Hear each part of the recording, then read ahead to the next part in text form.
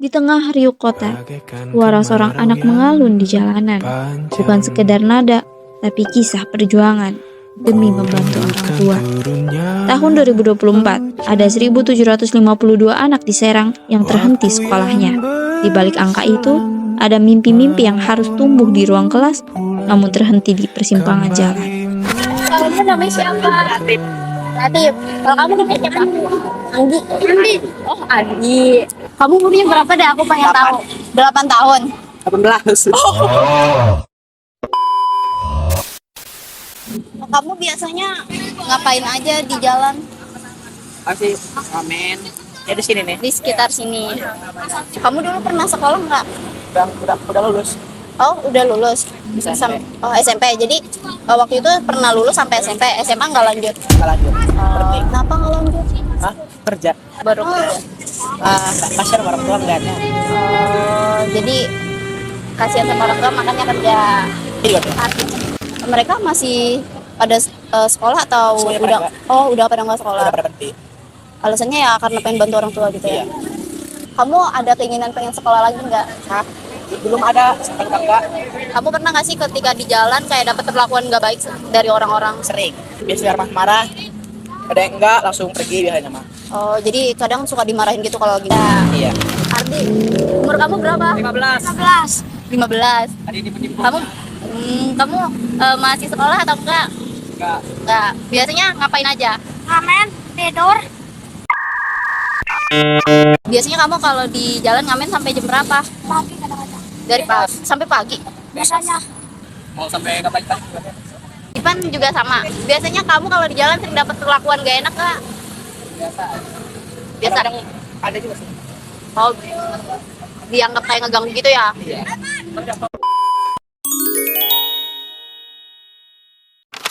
Kakak selama tinggal di Serang sering lihat anak-anak di jalan gitu nggak sih? Kalau lagi jalan-jalan kemana gitu? sering gitu. Banyak ya anak jalanan. Kalau misalnya diperhatiin gitu, kalau diperhatiin sih emang banyak ya. Kita sekarang apalagi kalau di lampu merah ya. Ya, malam masih kadang ada yang ngamen, ada yang jadi manusia silver. Itu gimana sih pandangan kakak? Ngerasa terganggu atau kayak kasihan gitu?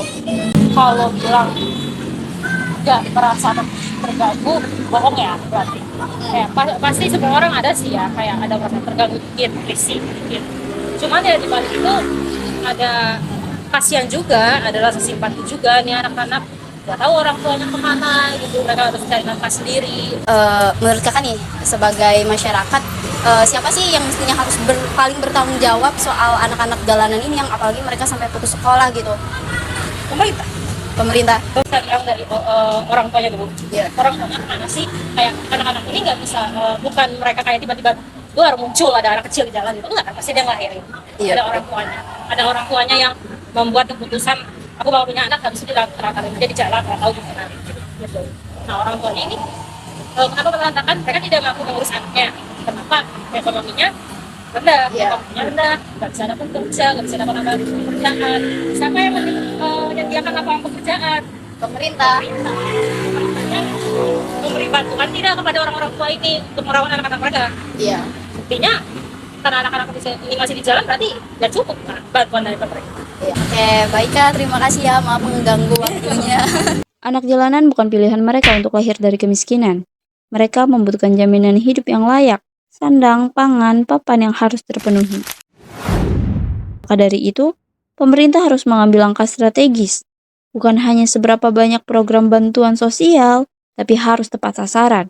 Bantuan pendidikan yang berkualitas juga harus merata, serta membuka peluang ekonomi yang nyata agar orang tua mereka bisa bekerja dengan layak dan mandiri. Karena mereka berhak mendapat kesempatan, bukan hanya sekedar harapan yang tersangkut di persimpangan jalan.